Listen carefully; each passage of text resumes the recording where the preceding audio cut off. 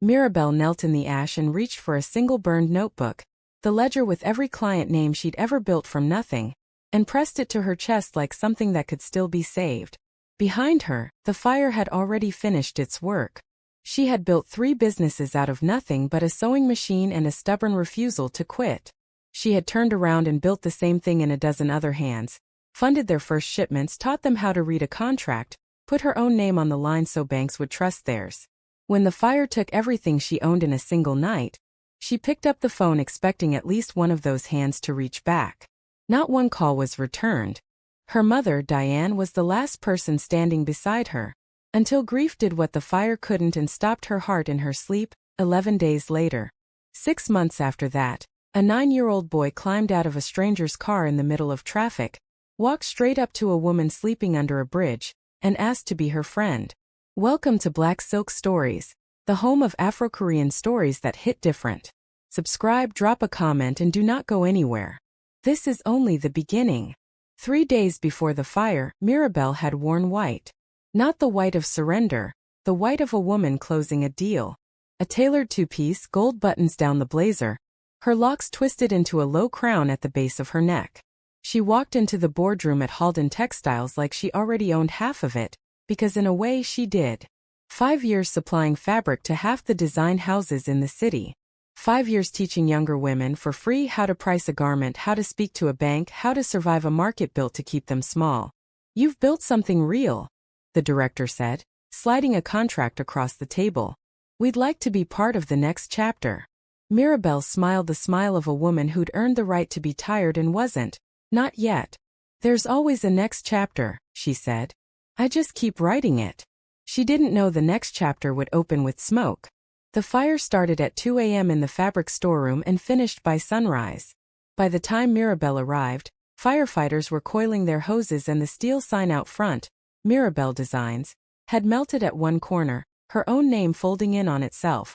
She called the first name in her phone before the smoke had even cleared. Grace. It's me. Everything's gone. I just need somewhere to sit for an hour.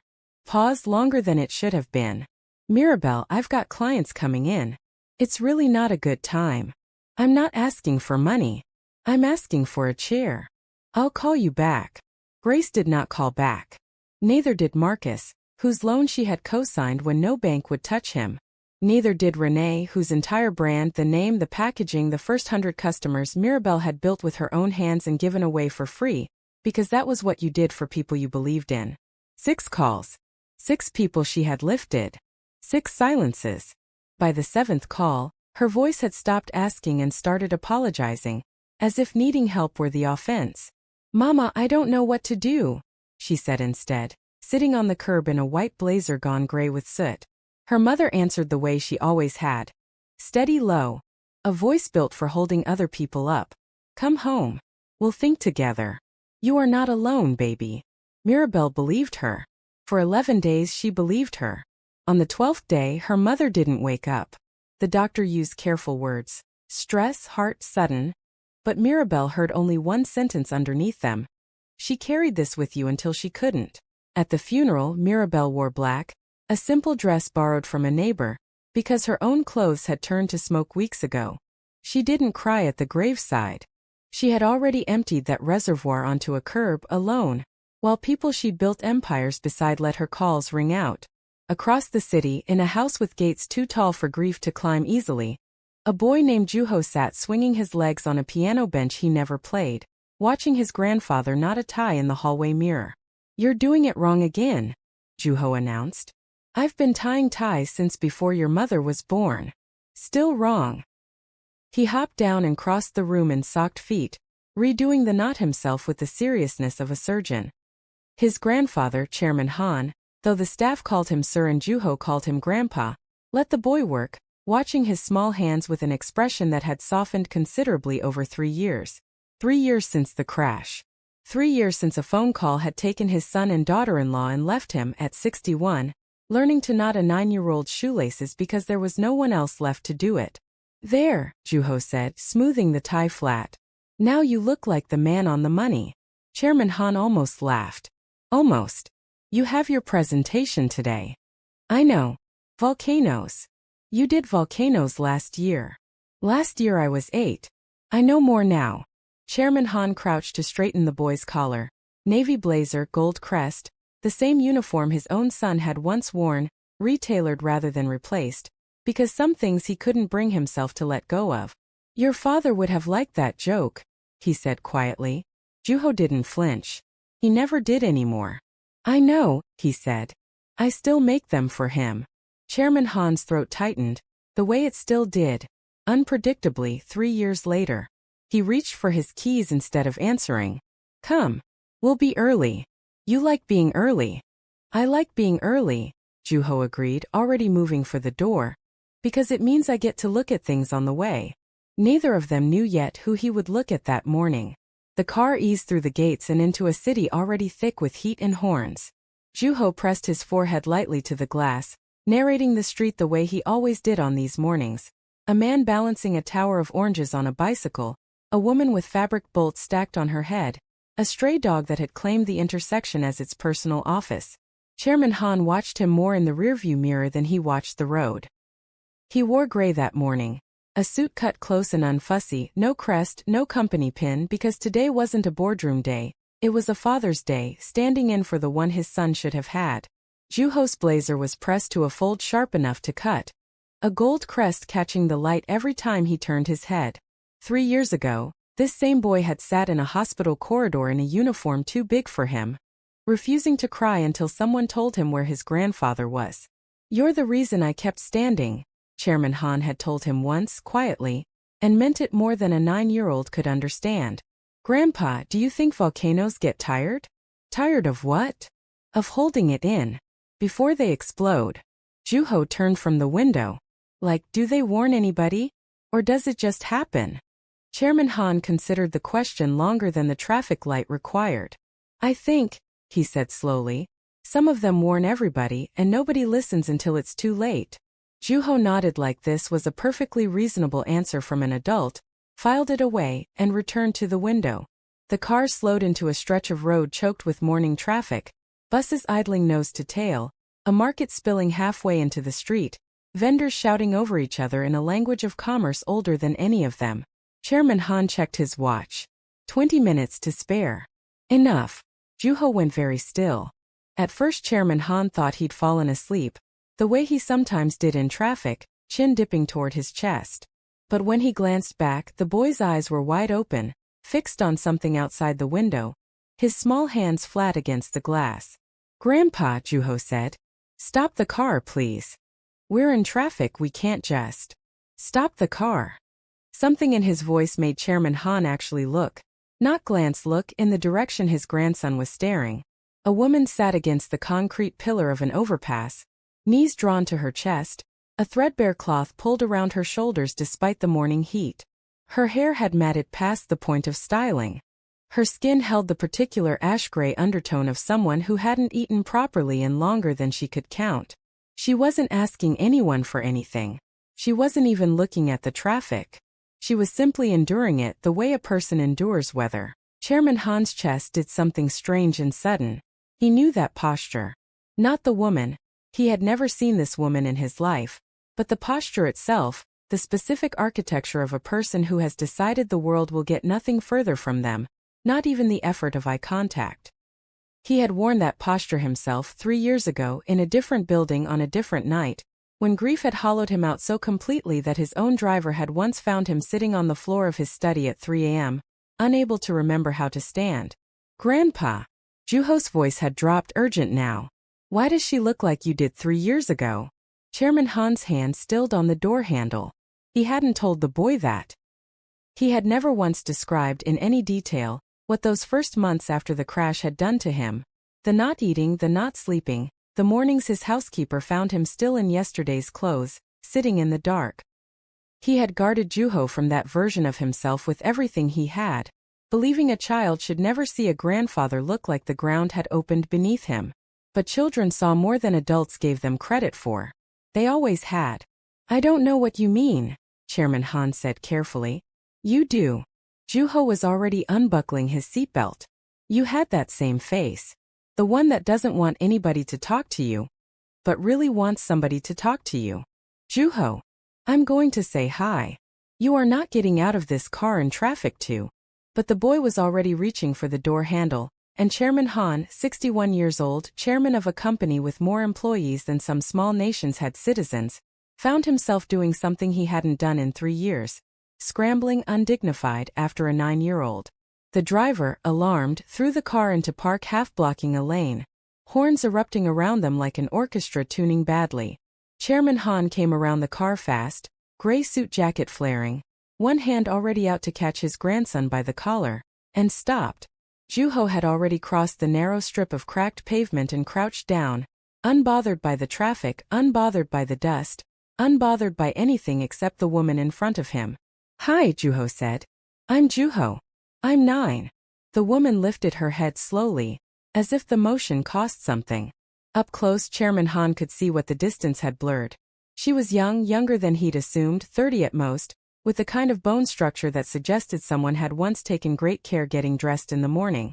Now her clothes hung off her, borrowed or scavenged, nothing that had been chosen. You shouldn't talk to strangers, she said. Her voice came out rough and used. You shouldn't be under a bridge, Juho said back, matching her tone exactly, the way children do when they've decided a rule applies to everyone equally. So we're both doing something we shouldn't. Something moved behind the woman's eyes. Not quite a smile, but the ancestor of one, a muscle memory of an expression she hadn't used in a while. What's your name? Juho asked, tilting his head, already narrowing his eyes the way he did during his detective games, as if her answer would crack a case wide open. She looked at him for a long moment, then past him, to the man in the gray suit standing several feet back, watching her with an expression she couldn't yet name and didn't trust herself to try. Mirabel, she said finally. Juho turned around triumphant like he'd solved something. Grandpa, he said. This is Mirabel. Chairman Han did not move for a long moment. Traffic surged and complained around the half-blocked lane, someone's horn holding a note far past reasonable, but none of it seemed to reach him. He was looking at a stranger sitting in the dirt, and something in his chest kept insisting she wasn't a stranger at all, that he knew this exact weight of collapse from the inside, knew what it felt like to sit somewhere and simply stop negotiating with the world. Mirabel, he repeated, testing the name like it might answer a different question than the one Juho had asked. You're staring, Mirabel said. Not unkindly. Just tired, the way a person states a fact about weather. Forgive me. He crouched, an unusual posture for a man in a tailored gray suit, knees popping in protest, but he didn't care. My grandson has strong opinions about who deserves conversation. He got out of a moving car. The car wasn't moving. We were stopped. A pause. Mostly stopped. That almost smile from before returned to her mouth, a fraction longer this time. Juho, still crouched beside her with the focused patience of a much older child, folded his hands over his knees. Okay. Detective questions, he announced. Where do you sleep? Juho. Chairman Han's voice carried the particular warning tone of a grandparent who has already lost this argument. It's fine, Mirabel said, surprising herself with how easily it came out. Under here mostly. Sometimes the subway entrance 2 blocks down if it rains. Do you eat? When I can. What did you do before? Before here. Juho gestured broadly at the bridge, the pavement, the whole architecture of her present circumstances, as if it were a stage set he was trying to understand the plot of. Mirabel's jaw tightened. This was the question she'd learned to dodge, because answering it meant admitting how far the distance was between before and now, and distance, once spoken aloud, became real in a way it wasn't while it stayed silent in her chest. I built things, she said finally. Clothes. A company. I built other people's companies too, when they couldn't get anyone else to believe in them. So you're a builder. I was. You still know how though. Juho said it simply, the way children say true things without understanding they've said anything remarkable. Knowing how doesn't go away just because the building fell down. Chairman Han felt something shift behind his ribs. He had said something almost identical to himself once in the mirror at 3 a.m., trying to convince a version of himself that had forgotten how to stand at the knowing. The decades of instinct, the boardrooms, the deals, the identity he'd built brick by brick since he was younger than Mirabel, hadn't burned down with his son's car. Only the sun had. The knowing was still there. It had simply gone quiet. He had believed it eventually. It had taken almost a year. What happened? He asked her directly, standing now, his shadow falling long across the pavement between them. Mirabel looked up at him, really looked for the first time, taking in the gray suit that fit like it had been made specifically for his shoulders, the watch that cost more than she'd earned in the last 6 months combined, the quiet authority of a man who was used to rooms rearranging themselves around him. Fire, she said. Then people. Then my mother's heart gave out from carrying both. She said it flatly, the way you say something you've had to say enough times that the words have worn smooth, lost their edges, become almost bearable. But Chairman Han caught the flicker underneath, the flinch she suppressed at my mother, and recognized it instantly, because he did the same thing every time someone said your son in his presence. A practiced stillness over an unhealed wound. The people, he said. The ones who didn't help. Who were they? People I helped first. She looked away, out at the traffic, at anything that wasn't his face. I used to think that meant something. That it bought you something when your turn came. It doesn't, Chairman Han said. Not with most people. It only ever bought you something with the right people, and you rarely know who those are until you're the one on the ground. Something in his tone made Mirabel look back at him. You sound like you know that from experience. He didn't answer immediately. Juho, sensing the conversation had drifted somewhere adults needed to finish without detective questions, had gone quiet, watching his grandfather with the same wide, unblinking attention he gave volcanoes and mysteries, and anything he suspected was more important than it looked. 3 years ago, Chairman Han said finally, I lost my son and his wife in a single night. I had a company with 4,000 employees and I couldn't remember for almost a year how any of it worked. I sat in rooms I'd built with my own hands and felt like a stranger in them.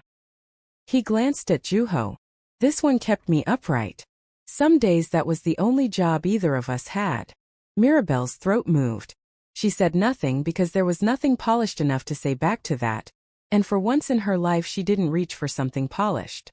She just let the silence hold what it needed to hold. I know what today looks like on you, Chairman Han continued.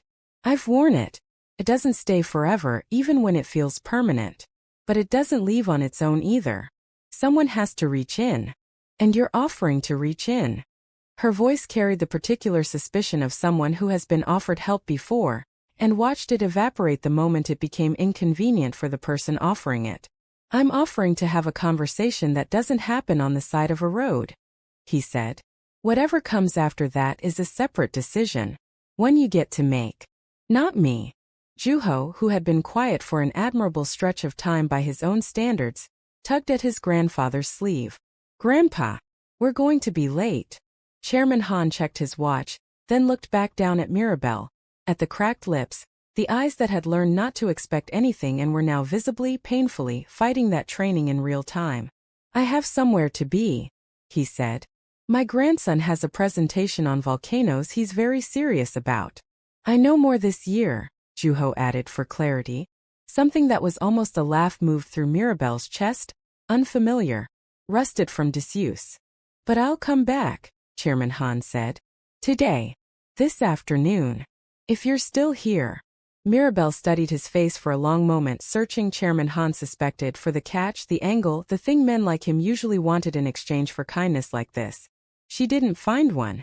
That unsettled her more than if she had. I don't have anywhere else to be, she said quietly. Chairman Han's afternoon meetings dissolved into a blur. He couldn't recall an hour later. He sat through a board update on quarterly logistics with his signature composure fully intact on the outside, while inside, a single image kept resurfacing. A woman under a bridge, her spine curved in a shape he recognized like a language he'd once spoken fluently. At 2 p.m., he left the office in the same gray suit, tie loosened one notch, and told his driver to take the long way back through the market district. Juho had insisted on coming. His volcano presentation had gone well. He'd used the word pyroclastic twice and corrected his teacher once gently, which his grandfather considered a personal triumph, and now he sat in the back seat still in uniform, blazer unbuttoned, watching the streets with the alertness of someone returning to the scene of something important. Do you think she's still there? He asked. I don't know. What if she isn't? Chairman Han didn't have an answer for that. He found, to his own quiet surprise, that the possibility bothered him more than a missed board projection ever could.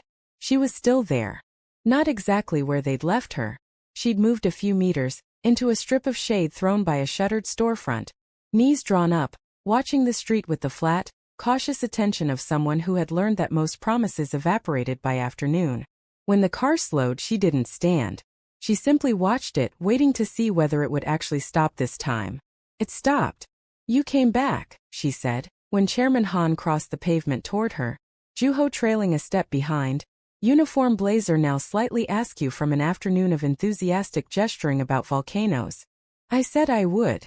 People say a lot of things. I know. I've said a few of them myself over the years and not meant them." He crouched again the second time that day, close enough that she could see he wasn't performing this. "I meant this one."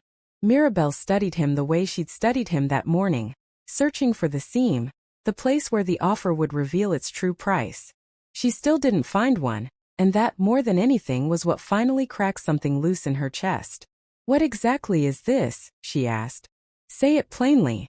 I don't have the strength left to decode careful language." Chairman Han respected that enough to answer plainly. "I own a company. Textiles, manufacturing, distribution, among other things. You said this morning you build things. I believe you. I'd like to give you a place to prove it, formally. Not charity. Not a handout you'll owe me for the rest of your life. Work. A desk. A budget, if you show me you can be trusted with one." He paused. "And somewhere to sleep that isn't concrete starting tonight, regardless of what you decide about the rest." Mirabel's eyes went glassy fast and she hated it, dropping her gaze to hide it, jaw tight. "You don't know me," she said. "You don't know if I'm good at what I say I'm good at.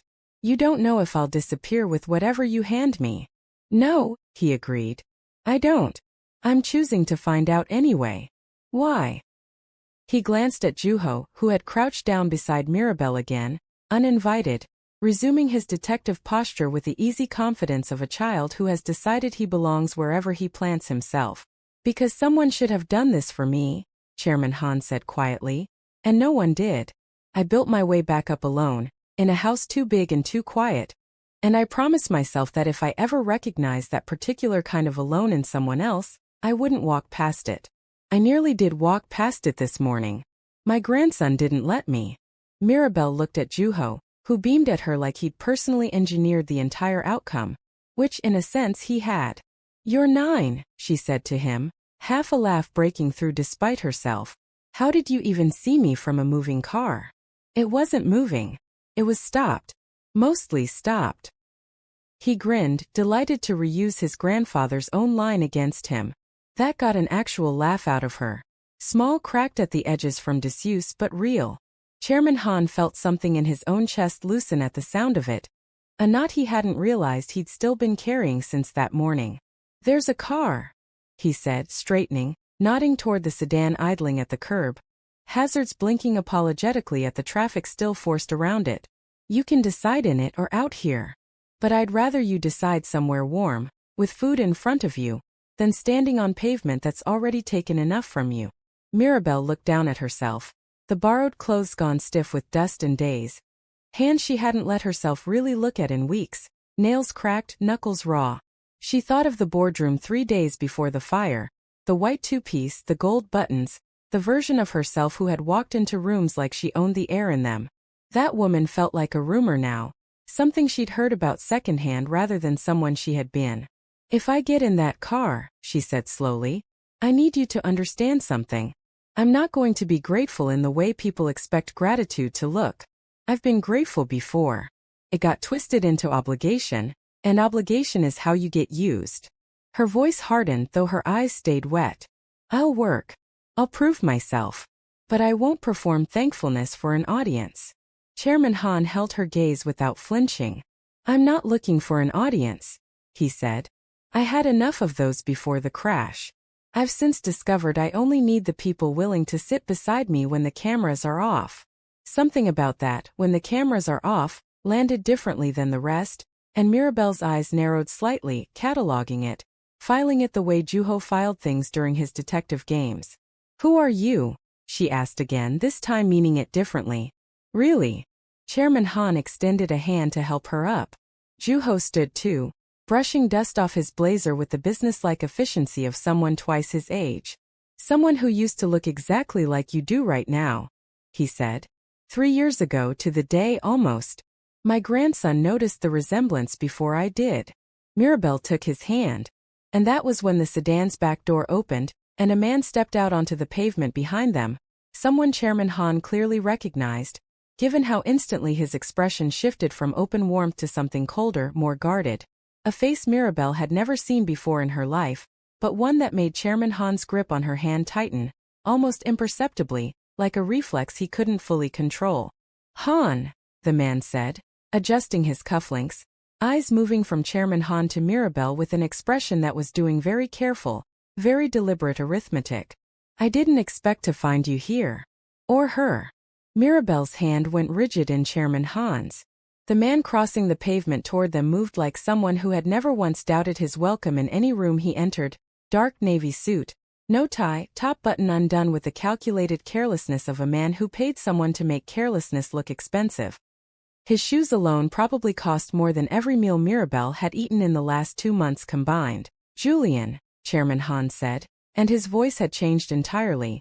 The warmth from a moment ago folded away and replaced with something flat, controlled, the tone of a man choosing every word before he spent it. This isn't the time. You're standing on a public street, Julian said, spreading his hands, all charm and no warmth. I'd say that makes it exactly the time. His eyes moved to Mirabel again, slower this time, and something in his expression sharpened, recognition or the hunt for it. Have we met? No, Mirabel said, too fast. Strange. You look familiar. Julian tilted his head. Studying her the way you'd study a painting you suspected was a forgery. Mirabel, was it? I believe I know that name. Chairman Han stepped, subtly but deliberately, half a pace between them. You have a meeting to reschedule with my office, he said. Not with me standing on the sidewalk. I came to talk about the merger, actually. Since you haven't returned 3 calls.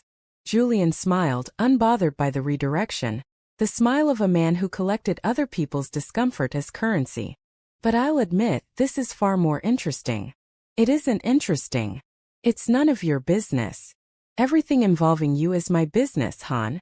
That's rather the point of a merger. Julian's gaze slid back to Mirabel, lingering, cataloging. Her dust-stiffened clothes, her raw knuckles, the way she stood half a step behind Chairman Han like she was bracing to disappear. Though I confess, I didn't expect to find you collecting strays. Careful, Chairman Han said quietly. The word carried a weight that made even Julian's easy smile falter for half a second.